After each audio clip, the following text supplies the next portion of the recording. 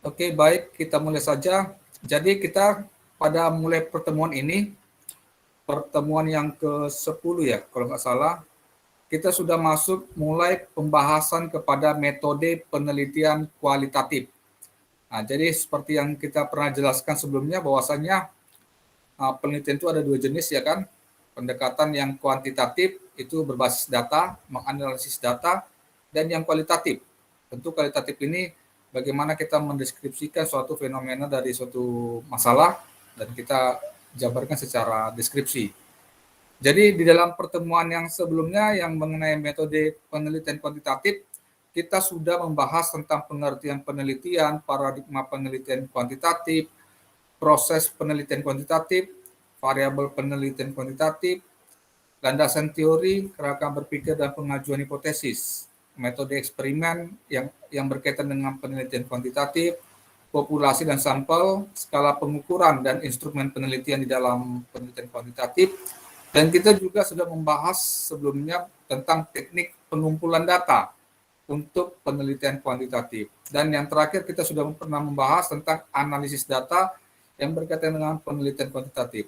Jadi di dalam pertemuan ini kita mulai dari pertemuan ini tentang metode penelitian kualitatif. Saya coba share dulu daripada materi kita dan saya yakin semua sudah membaca ya dari materi kita. Oke, kita lihat dalam materi kita, saya hanya memandu secara presentasi aja ya.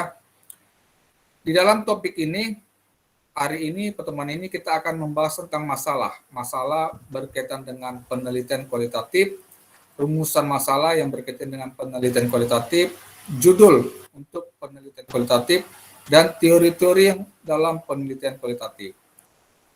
Saya mulai daripada pembahasan mengenai masalah dalam penelitian kualitatif. Saya bacakan saja dulu. Setiap penelitian, baik penelitian kuantitatif maupun penelitian kualitatif, selalu berangkat dari masalah. Ya, tentulah ya, kita meneliti itu tentu ada suatu masalah yang kita lihat dari suatu gejala, fenomena, atau situasi tertentu. Dari masalah tersebut, kita akan teliti. Dan tentu ada saran yang harus mau kita buat untuk menyelesaikan masalah tadi. Itulah berkaitan dengan masalah. Namun terdapat perbedaan yang mendasar antara masalah dalam penelitian kuantitatif dan masalah di dalam penelitian kualitatif. Bila dalam penelitian kuantitatif, masalah yang akan dipecahkan selalu melalui penelitian harus jelas, spesifik, dan dianggap tidak berubah. Karena pada dasarnya penelitian kuantitatif itu kan mengenai dengan pendekatan data yang kita peroleh baik dari lapangan dan pendukung data dari teori-teori yang sudah pernah ada seperti referensi buku, penelitian-penelitian yang sudah ada. Dan di dalam penelitian kuantitatif juga data tadi kita analisis sehingga muncullah suatu pembahasan yang dapat kita angkat apakah jawaban sementara atau hipotesis yang kita ambil itu bisa terjawab dari analisis tadi. Sementara di dalam penelitian kualitatif, masalah yang dibawa oleh peneliti masing-masing kurang jelas, bahkan gelap, kompleks, dan dinamis. Artinya, di dalam penelitian kualitatif itu masalah itu masih belum teridentifikasi, belum dapat kita maknai, belum dapat kita pahami. Oleh karena itu, masalah dalam penelitian kualitatif masih bersifat sementara, tentatif, dan akan berkembang atau berganti setelah peneliti berada di lapangan. Begitu ya. Jadi suatu gejala fenomena alam, contoh banjir gitu ya. Kita bisa berasumsi sementara bahwasanya banjir itu bisa disebabkan karena parit tersumbat. Ini sebelum kita ke lapangan gitu ya. Mungkin karena parit tersumbat, itu asumsi pertama kita. Tetapi ketika kita di lapangan, ke lapangan meninjau adanya banjir tadi, tentu kita bisa mendapatkan faktor-faktor dari permasalahan tadi. Bisa karena adanya longsor, ya kan? Bisa karena adanya tumpukan sampah bisa karena pecahnya waduk, ya gitu ya, dan sebagainya. Atau karena ada gejala alam dari laut, sehingga naik air ke permukaan laut. Nah, itulah setelah kita meninjau langsung ke lapangan. Tentu masalah tadi bisa berkembang. Dalam penelitian kualitatif, akan terjadi 3 kemungkinan terhadap masalah yang dibawa oleh peneliti dalam penelitian, yaitu yang pertama masalah yang dibawa oleh peneliti tetap, sehingga sejak awal sampai akhir penelitian sama. Dengan demikian, judul proposal dengan judul laporan penelitian sama. Artinya masalah itu memang sebelum kita ke lapangan memang sudah kita tetapkan, dan ketika di ke lapangan sama masalah yang kita tetapkan. Yang kedua, masalah yang dibawa oleh peneliti setelah memasuki penelitian berkembang, yaitu memperluas atau memperdalam masalah yang telah disiapkan. Dan dengan demikian, tidak terlalu banyak perubahan sehingga judul penelitian cukup disempurnakan. Yang ketiga, masalah yang dibawa peneliti setelah memasuki lapangan, berubah total, sehingga harus diganti masalah. Dengan demikian, judul proposal dengan judul penelitian tidak sama dan judulnya diganti. Nah, inilah yang terjadi di dalam penelitian-penelitian yang dilakukan oleh mahasiswa. Mahasiswa pertama dia menetapkan judul dengan masalah A, gitu ya, masalah A. Sementara ketika dia terjun ke lapangan, ke objek penelitian, ternyata masalah A tadi tidak ditemukan, tidak ada terjadi fenomena. Yang ada masalah B, masalah C. Otomatis kan mahasiswa harus menyesuaikan permasalahan yang ada di lapangan sesuai dengan objek penelitian. Karena tidak mungkinlah kalau tidak ada masalah mau kita teliti, kan gitu ya. Situasinya baik, tapi kita teliti untuk apa kan gitu ya. Tentu karena ada masalah lah, makanya kita teliti untuk menemukan atau menawarkan solusi sebagai penyelesaian dari permasalahan tadi. Dalam institusi tertentu, judul yang diganti ini sering mengalami kesulitan administrasi. Nah, ini tentu berkaitan birokrasi di dalam kampus ya. Kalau di awal tadi sudah ditetapkan judul A, ya kemungkinan saja waktu berjalannya penelitian ternyata harus dilakukan perubahan. Ya kadang ada yang mau menerima perubahan-perubahan dari judul tadi, tetapi ada juga yang enggan untuk melakukan perubahan-perubahan karena sulitnya birokrasi di kampus dan sebagainya kan gitu ya. Oleh karena itu institusi yang menangani penelitian kualitatif harus mau dan mampu menyesuaikan dengan karakteristik masalah kualitatif ini. Peneliti kualitatif yang merubah masalah atau ganti judul penelitiannya setelah memasuki lapangan penelitian atau setelah selesai merupakan peneliti kualitatif yang lebih baik karena ia dipandang mampu melepaskan apa yang telah dipikirkan sebelumnya dan selanjutnya mampu melihat fenomena secara lebih luas dan mendalam sesuai dengan apa yang terjadi dan berkembang pada situasi sosial yang diteliti. Artinya di sini kalau kita dikatakan sebagai peneliti kualitatif yang baik, yang tepat, yang objektif, tentu kita meneliti itu sesuai dengan permasalahan yang terjadi yang kita angkat. Dan gitu ya.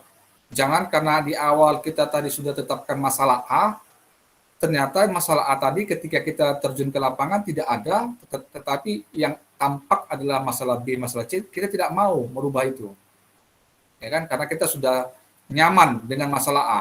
Ternyata tidak ada masalah A itu.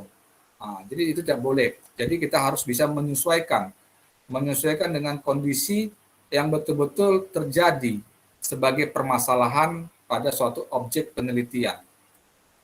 Terdapat perbedaan antara masalah dan rumusan masalah. Seperti telah dikemukakan bahwa masalah adalah merupakan penyimpangan antara yang seharusnya dengan yang terjadi. Sedangkan rumusan masalah adalah pertanyaan penelitian yang disusun berdasarkan masalah yang harus dicarikan jawabannya melalui pengumpulan data. Sebagai contoh masalah identifikasi masalah ya, terjadi penurunan disiplin pegawai, kan gitu ya. Berarti rumusan masalahnya apakah ada hubungan yang signifikan antara disiplin dengan kinerja pegawai. Nah, itu ya berbentuk pertanyaan yang disusun.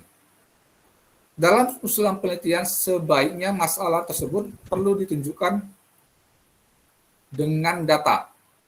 Ya, kalau kita mau berbicara, yang baik, kita harus memang berbasis data, ya kan gitu ya.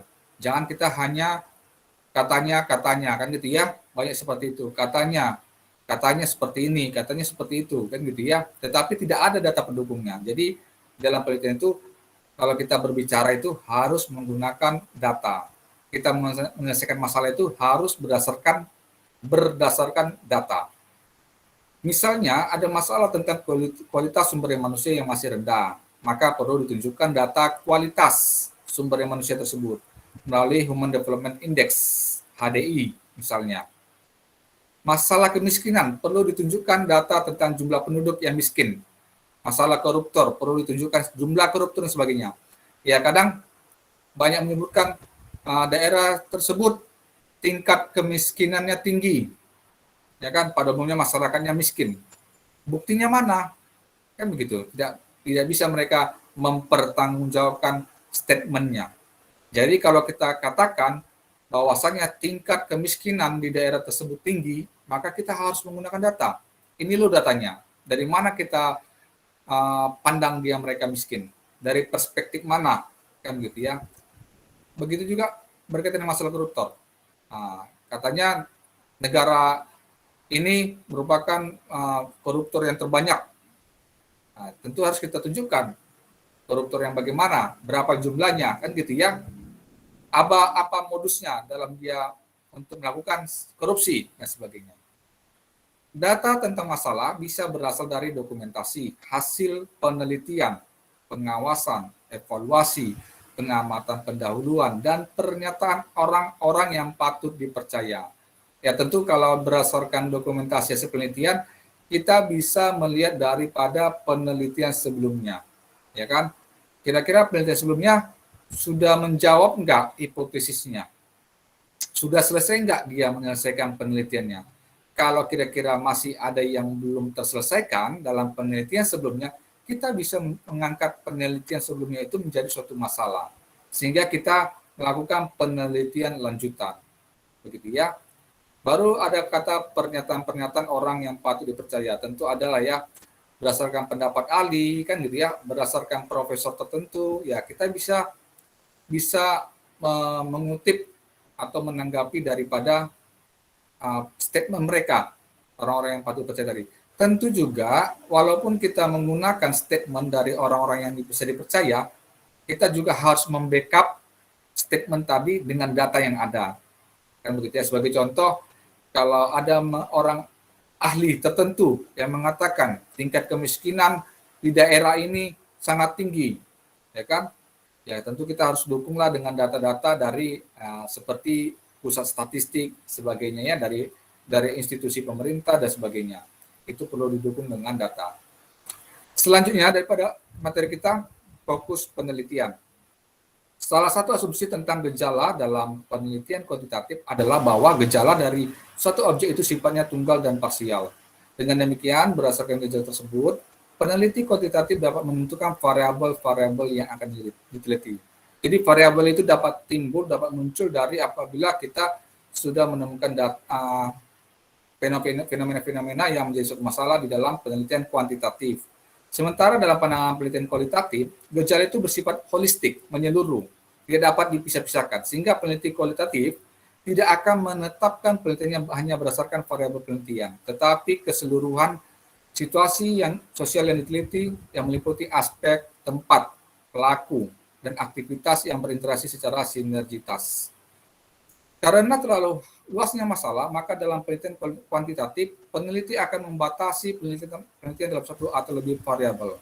Dengan demikian, dalam penelitian kuantitatif ada yang disebut dengan batasan penelitian, batasan masalah. Batasan masalah dalam penelitian kualitatif disebut dengan fokus. Ini yang kita bahas, fokus penelitian. Yang berisi pokok masalah yang masih bersifat umum.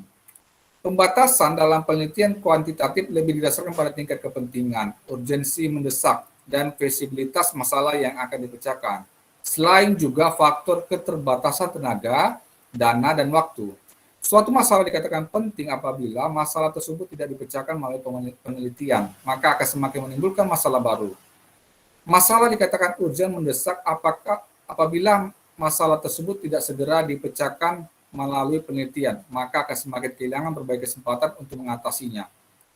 Masalah dikatakan visible apabila terdapat berbagai sumber daya untuk memecahkan masalah tersebut. Sumber-sumber daya itu bisa karena sumber daya manusianya, sumber daya modalnya, sumber daya materialnya, ya tentu itu akan mendukung di dalam bagaimana kita bisa memecahkan suatu masalah. Untuk menilai masalah tersebut, penting, urgent, dan visible, maka perlu dilakukan melalui analisis masalah. Dalam mempertajam penelitian, peneliti kualitatif menetapkan fokus yaitu domain tunggal atau beberapa domain yang terkait dari situasi sosial. Dalam penelitian kualitatif, penentuan fokus dalam proposal lebih didasarkan pada tingkat kebaruan informasi yang akan diperoleh dari situasi sosial yang atau disebut dengan lapangan. Kebaruan informasi itu bisa berupa upaya untuk memahami secara lebih luas dan mendalam tentang situasi sosial, tetapi juga ada keinginan untuk menghasilkan hipotesis atau ilmu baru dari situasi sosial yang diteliti. Fokus yang sebenarnya dalam penelitian kualitatif diperoleh setelah penelitian melakukan grand tour observation, artinya dia melakukan pengamatan secara besar-besaran langsung ke lapangan. Dan grand tour question, ya tentu kita menetapkan pertanyaan yang sangat menyeluruh atau disebut dengan penjelajahan umum. Dari penjelajahan umum ini, peneliti akan memperoleh gambaran umum menyeluruh yang masih pada tahap permukaan tentang situasi sosial. Untuk dapat memahami secara lebih luas dan mendalam, maka diperlukan pemilihan fokus penelitian. Ada 4 alternatif untuk menetapkan fokus. Yang pertama, menetapkan fokus pada permasalahan yang disarankan oleh informan. Yang kedua, menetapkan fokus berdasarkan domain-domain tertentu, organizing domain. Yang ketiga, menetapkan fokus yang memiliki nilai temuan untuk pengembangan ilmu pengetahuan dan teknologi atau IPTEK. Yang keempat, menetapkan fokus berdasarkan permasalahan yang terkait dengan teori-teori yang telah ada.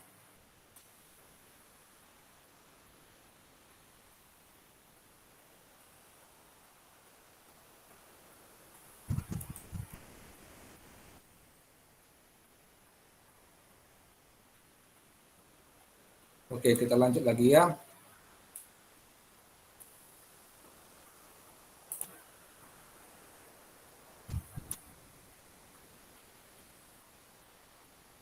Oke, kita masuk kepada rumusan masalah. Tentu rumusan masalah ini berbeda dengan rumusan masalah yang metode penelitian kuantitatif, gitu ya. Berdasarkan level of explanation suatu gejala, maka secara umum terdapat 3 bentuk dari rumusan masalah. Yang pertama, rumusan masalah deskriptif adalah suatu rumusan masalah yang memandu peneliti untuk mengeksplorasi. Mengeksplorasi tentu kita lebih menjelajahi, lebih mendalami, lebih fokus kepada penelitian yang lebih mendalam. Dan atau memotret situasi sosial yang akan diteliti secara menyeluruh, luas, serta mendalam. Yang kedua, rumusan masalah komparatif adalah rumusan masalah yang memandu peneliti untuk membandingkan antara konteks sosial atau domain satu dibandingkan dengan yang lain. Artinya suatu masalah kita bisa bandingkan dengan masalah yang lain. Sebagai contoh, tingkat kemiskinan sangat tinggi di daerah A. Kita bandingkan lagi dengan tingkat kemiskinan yang tinggi di daerah B. Tentulah berbeda faktor penyebab daripada tingkat kemiskinan yang tinggi yang terjadi di daerah A dengan yang di daerah B. Kan begitu. Jadi kita boleh melakukan perbandingan di setiap daerah tadi untuk bisa menemukan kira-kira apa sih yang sangat faktor yang sangat krusial, faktor yang paling utama, faktor yang paling sangat mendukung di dalam mempengaruhi tingkat kemiskinan tadi. Bisa saja karena dia faktor paling utamanya, bisa saja karena faktor pendidikan, sehingga masyarakat di daerah A miskin, di daerah B juga miskin. Atau faktor yang lainnya, yang tentu bisa kita temukan ada kemiripan faktor, sehingga bisa kita menentukan benang merahnya bahwasanya faktor kemiskinan tinggi itu terjadi karena faktor A atau faktor B dan sebagainya. Rumusan yang ketiga, rumusan masalah asosiatif atau hubungan adalah rumusan masalah yang memandu peneliti untuk mengkonstruksi hubungan antara situasi sosial atau domain satu dengan yang lainnya.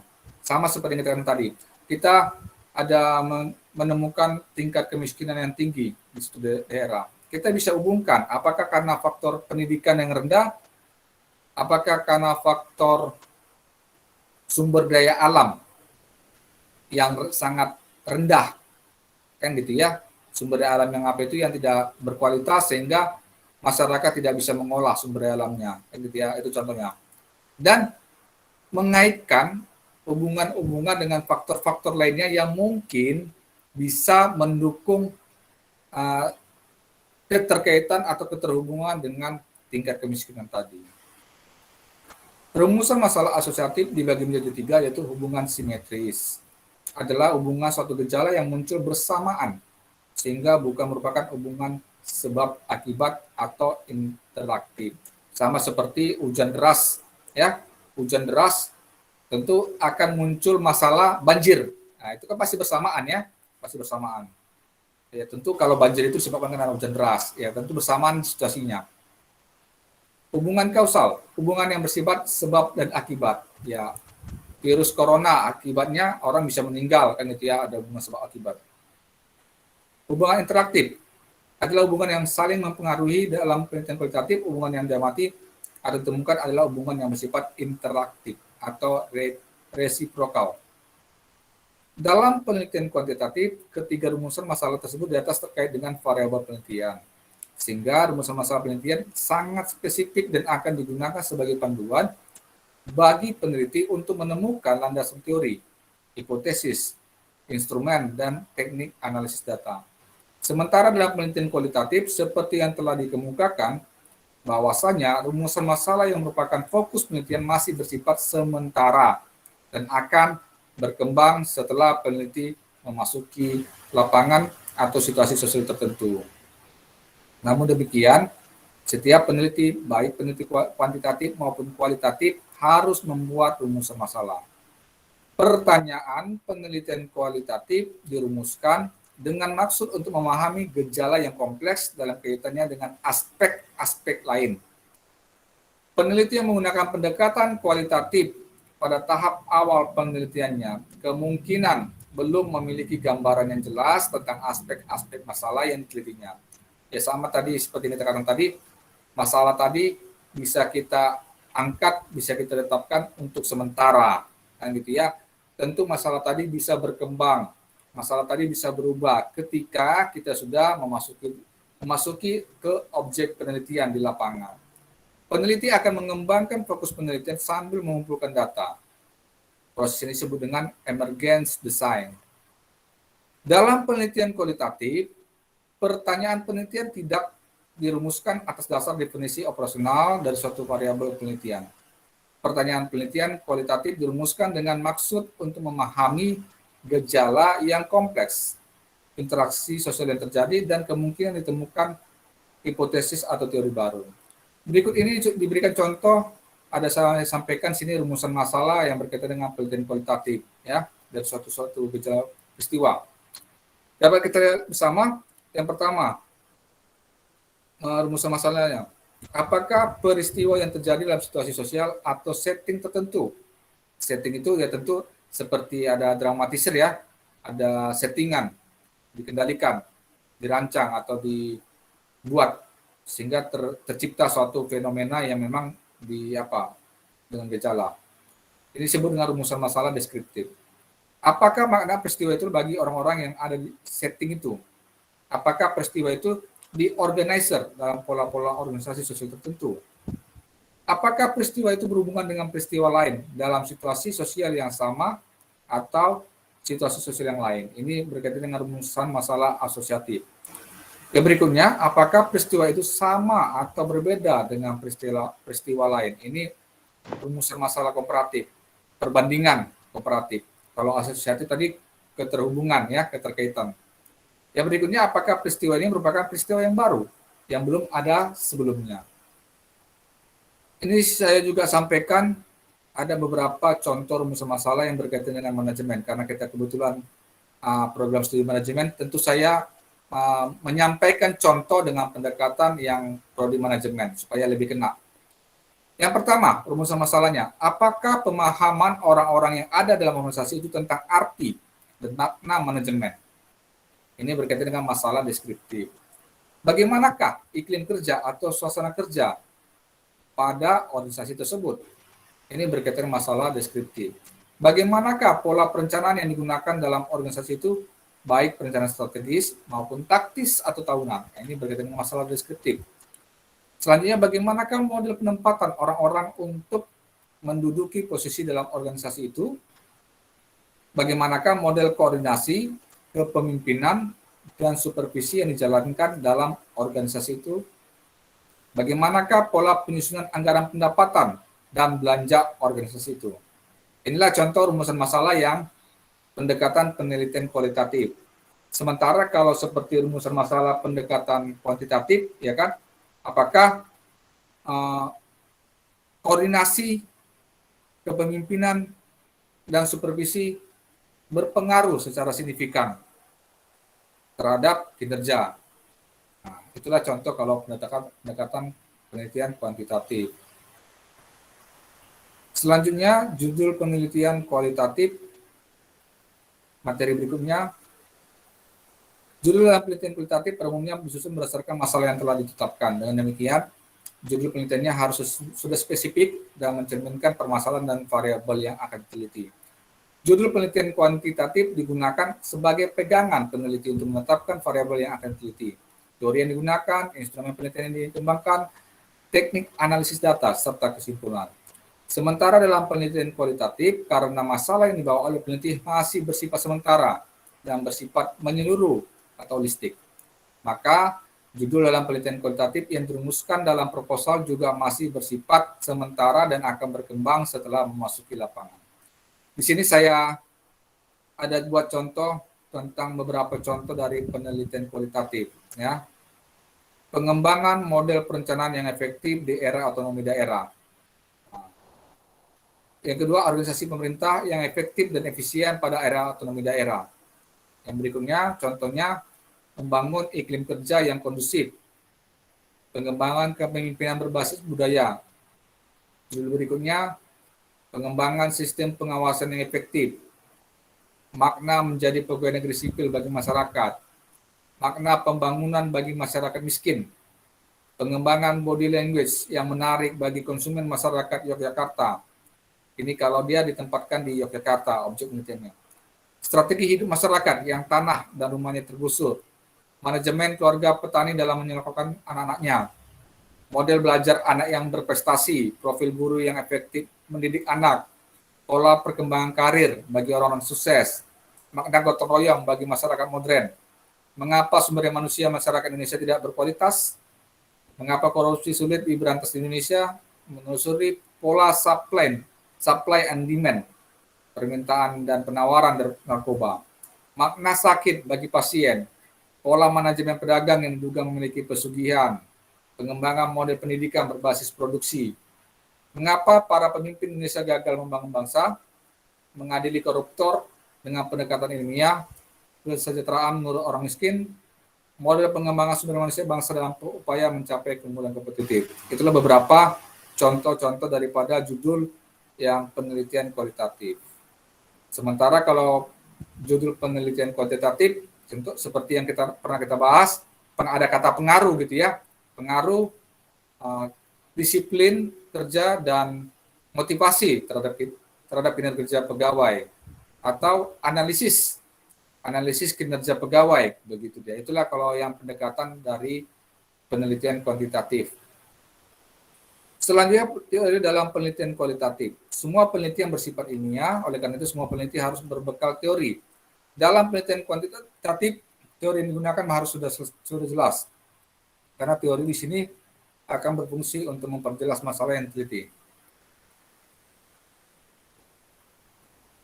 Dalam penelitian kualitatif, karena permasalahan yang dibawa oleh peneliti masih bersifat sementara, maka teori yang digunakan dalam penyusunan proposal penelitian kualitatif juga masih bersifat sementara dan akan berkembang setelah peneliti memasuki lapangan atau konteks sosial. Dalam kaitannya dengan teori, bila dalam penelitian kuantitatif itu bersifat menguji hipotesis atau teori, sedangkan dalam penelitian kualitatif bersifat menemukan teori. Nah, kalau di kuantitatif kita menguji hipotesis, jawaban sementara kita, ya, apakah memang betul yang kita buat untuk menyelesaikan masalah tadi terjawab. Itu kalau di kuantitatif. Sementara di kualitatif kita bisa menemukan teori-teori baru. Teori yang sudah ada akan berkembang dan kemungkinan dengan adanya penelitian kualitatif kita, maka bisa ditemukan suatu teori-teori pengembangan dari teori sebelumnya. Begitu dia.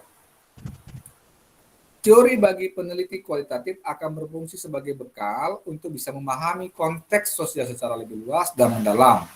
Walaupun penelitian kualitatif dituntut untuk menguasai teori yang luas dan mendalam, namun dalam melaksanakan penelitian kualitatif, peneliti kualitatif harus mampu melepaskan teori yang dimiliki tersebut dan tidak digunakan sebagai panduan untuk menyusun instrumen dan sebagai panduan untuk wawancara serta observasi pengamatan. Artinya, kalau kita menggunakan penelitian kualitatif, kita bisa menggunakan banyak teori-teori. Jadi tidak sempit teorinya, bisa meluas, bisa banyak. Dan kita juga tidak bisa berpatokan dengan teori A saja. Bisa saja kita mengaitkan atau menghubungkan dengan teori B lainnya, begitu ya. Contoh kalau kita ada keterkaitan dengan teori tentang psikologis, kita juga harus bisa mengaitkan dengan teori sosiologi kemasyarakatan. Karena itu sama-sama berkaitan dengan pendekatan masyarakat. Jadi jangan kita hanya berpatokan kepada teori tertentu. Kita bisa menggunakan teori lain, mengembangkan teori lain, sehingga akhirnya semakin luas kita melakukan pembahasan. Jadi dalam penelitian kualitatif ini sifatnya luas, tidak akan habis dia kita menguraikan atau mendeskripsikan suatu fenomena, gitu ya. Selanjutnya, peneliti kualitatif dituntut dapat menggali data berdasarkan apa yang diucapkan, dirasakan, dan dilakukan oleh partisipan atau sumber data. Peneliti kualitatif harus bersifat perspektif emik, artinya memperoleh data bukan sebagaimana seharusnya, bukan berdasarkan apa yang dipikirkan oleh peneliti, tetapi berdasarkan sebagaimana adanya yang terjadi di lapangan yang dialami, dirasakan, dan dipikirkan oleh partisipan atau sumber data.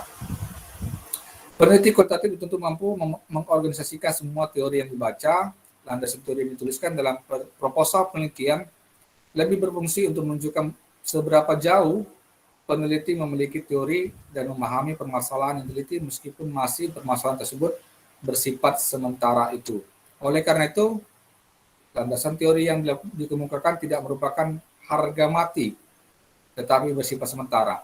Peneliti kualitatif justru dituntut untuk melakukan grounded research, penelitian yang semakin meluas, penelitian yang menyeluruh, itu grounded research, yaitu menemukan teori berdasarkan data yang diperoleh di lapangan atau situasi sosial.